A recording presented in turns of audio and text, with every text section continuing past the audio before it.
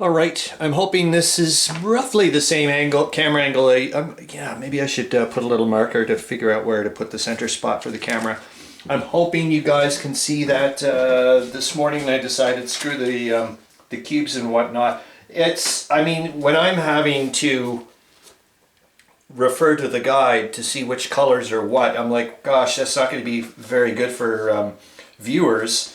So I'm like, screw it. Let's just, and very basic bare bones. I didn't put any numbers. I wanted to start doing it, but based on the fact that I'm not doing vector graphics, I should have. Maybe when I go to do a deluxe version or something, or on Sunday Crafternoon, maybe I'll do something like that. But I just decided we'll just stick with the basics. So hopefully you can see essentially a lot better than the cubes, like which is what. I did, for example,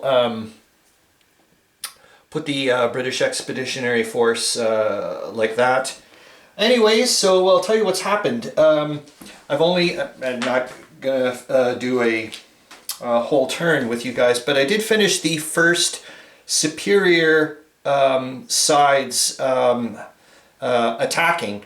Really neat stuff is happening already. Well, for me anyway. I'm hoping, I think there's a good chance that this game could be another version of Soldiers for me in the amount of enjoyment I'm getting out of these simple pleasure type games. It's just this game is really cool. Like I said, I mean, nowhere near even finished playing one turn, for goodness sakes.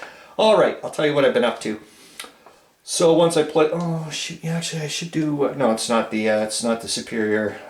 Next phase is the inferior player's turn to attack, which we're going to try to do. The French are going to try to attack this one defense strength point fortress. I'm going to see about this, but then I'm not sure if it is also combined. It would make it for me. It would is the fact that it's in rough terrain, which would give the defense value +1. Okay, let's tell you what happened at the very beginning. So, like I said before, I deployed them historically, but then I'm going off into like free movement, or the other way of doing things. So that means the Allies were allowed to move first, which is exactly what we did. And like I said, I'm going to try to invade Greece. I'll automatically give the Central Powers 5 points, but the Entente Powers are going to start being able to move towards the Balkans.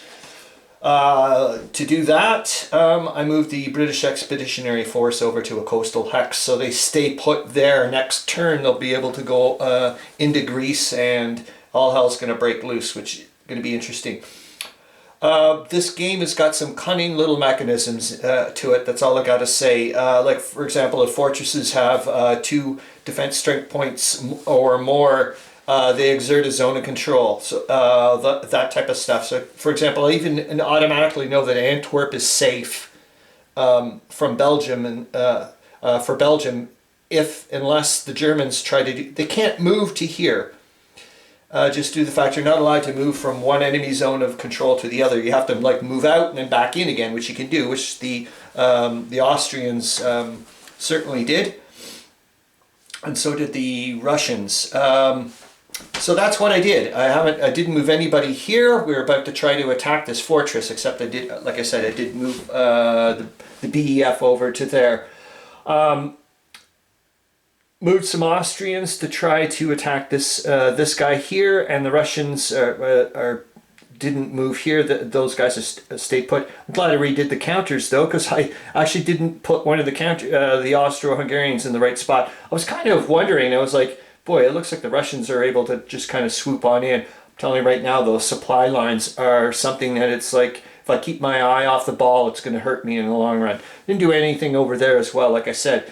The Germans are going to in a minute, but not right now. That's their primary purpose. Is the Central Powers are just going to focus up towards here, essentially. Right, I know I was even thinking about trying to invade Italy with France. I'm like, no, just calm down, you know what's going to happen, be a little gamey.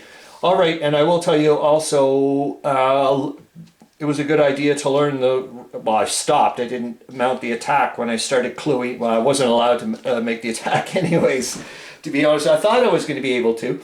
So I moved some Austrian troops over to here to attack this Serbian position, These Serbians here, however, that's not, and these two guys, oh, I just figured out that, you see these little dotted, I don't know if you can, but these are dependent supply cities. And let's just make sure Serbia's okay, but I'm pretty sure they'll be all right.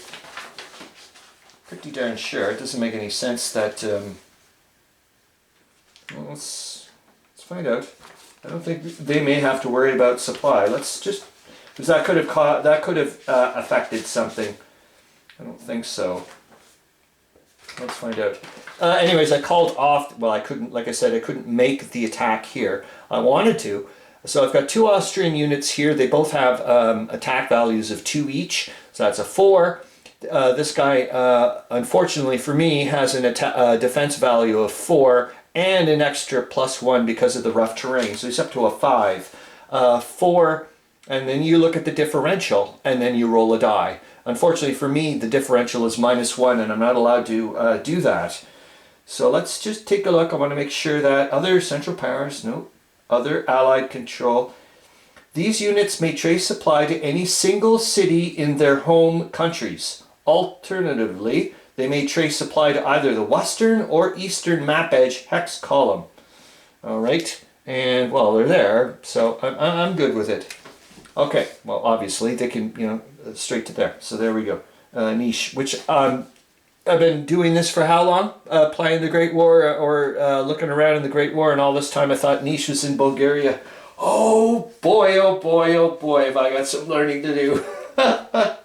So anyways, I didn't, well, I couldn't make the attack, so which is a bummer. I really thought I was going to try to knock out this guy and go from there.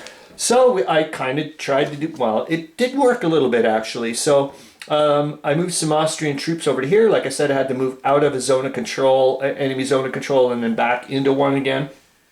I've crossed the border, so that's 6.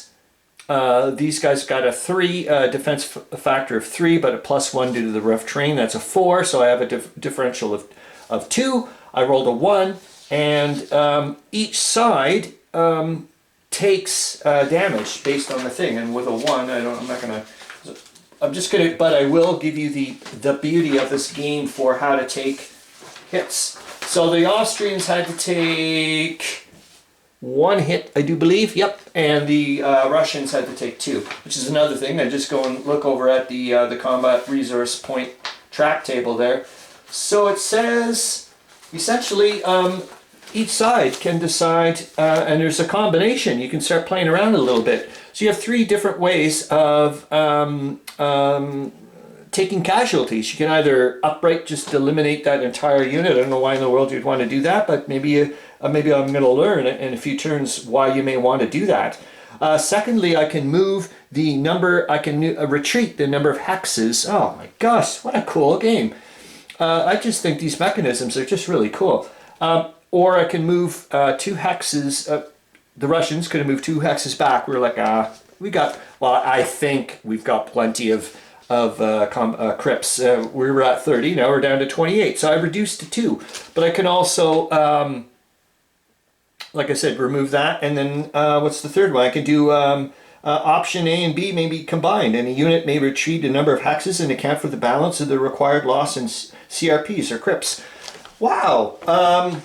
Sorry if I'm banging on about this thing, but it's got a, for me, I'm just really, I like this type of, I like this pace and style of game. And like I've said before, right now I'm already feeling like a ton of decision points are coming into play, and I'm just starting into it. So that'll be nice to do. Oh, on the side note, I was not saying a bit downed about it, but I was like surprised that a lot of people, Meandering Mike was mentioning, it was one of the main things people usually do. They'll do either just focus on the Russian front, Eastern front, or the Balkans, or a combination of the two, and they usually just leave the Western front alone. Yeah, we'll see how it goes. This ought to be interesting when I go to invade Greece. Okay, hope you're having fun. See ya.